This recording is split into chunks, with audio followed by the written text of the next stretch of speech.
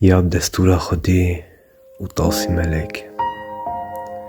Selbst wenn du 1000 Jahre lang lebst und von Osten bis nach Westen herrschst, wirst am Ende auch du von dem Kelch des Todes kosten. So lautet ein Vers aus einem sakralen Text der Jesiden. Je älter du wirst, desto weniger Ansprüche und Wünsche wirst du haben. Es sind die kleinen Momente im Leben, nach denen wir uns sehen. Sei es die Gesundheit, die Zeit, Liebe und Loyalität. Das alles kann man nicht kaufen.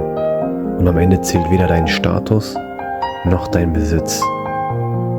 Ich glaube zu verstehen, dass Gottes Plan nicht darin besteht, was du alles erreicht hast auf Erden, sondern was du aus deiner Lebenszeit gemacht hast und insbesondere wie du mit der Natur, deinen Mitmenschen und dir selbst umgegangen bist.